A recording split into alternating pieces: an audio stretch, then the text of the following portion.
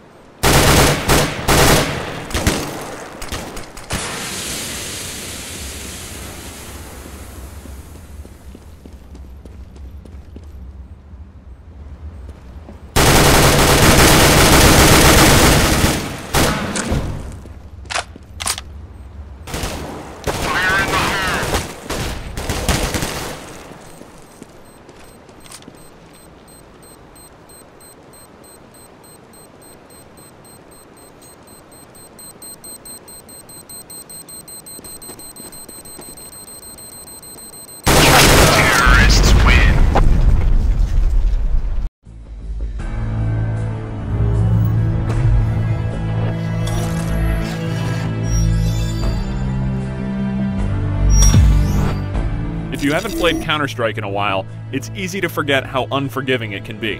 There's no regenerating health, and just one burst from an assault rifle or bullet from an AWP is enough to take you down. Valve's next entry in the franchise, Counter-Strike Global Offensive, isn't meant to be a huge step forward. This is not Counter-Strike 2, but instead a reworking of existing mechanics with a few tweaks made to map layouts, loadout options, and the visual style. Global Offensive will also be available on consoles. Xbox 360, PlayStation 3, and PC players will get a chance to play when the game's ready sometime in 2012, though PC players will also get a shot earlier in a beta test planned for this October. The basic gameplay in Global Offensive will be familiar to any series veteran. You split into two teams, terrorist and counter-terrorist. Depending on the map, the objectives will differ. On Dust and Aztec, the terrorists need to plant a bomb at one of two designated sites, while the counter-terrorists need to stop them. There aren't any respawns or revives, so once you die, you spectate the rest of the match.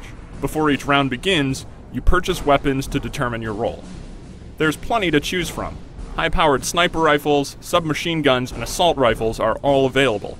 If you survive a round and win, you keep the weapons. If you die, you lose them and have to repurchase. That's where money comes into play. Kills and wins reward you with cash, which can then be used for better and more varied gear. This includes standard explosive grenades, flashbangs, and smoke, as well as a new gear item, the Molotov cocktail. This weapon can have a significant effect on the field of play. It does damage over time to anyone standing on the flames it creates, though once you step off the fire, the damage over time stops. More than a direct damage weapon, it seems to be effective as a deterrent. Because no player is going to want to run across a carpet of fire, the Molotov seems like it could be really useful for map control and defense. Speaking of maps, Valve's made a few changes to the Dust and Aztec maps that longtime players might appreciate. The underpass area on Dust has been widened significantly, and a new stairwell leading up from the underpass serves as a great exit point for terrorists who would previously have been pinned down by counter-terrorist snipers. Other returning maps, like Dust 2, have barely been touched aside from the new visual style, and fans can expect to see Nuke, Inferno, and Italy in the game when it launches. There's more in store too, but Valve isn't discussing it quite yet. When setting up games, Global Offensive will include a matchmaking system that drops you into 5-on-5 fights. You'll have a skill ranking, so ideally you'll be shooting players of appropriate skill levels, and bots of corresponding difficulties will be subbed in when human opponents aren't available. For anyone who finds 5-on-5 matches to be too restrictive, custom games can be set up on PC, though console players won't have this ability. With more weapons to play around with, like the stun gun, and a few other minor changes made to the gameplay, Global Offensive manages to differentiate itself just enough from previous Counter-Strikes to stand out. Even with changes, this still feels very much like Counter-Strike. Fast, punishing, and a lot of fun. For more details on Global Offensive, head over to IGN.com.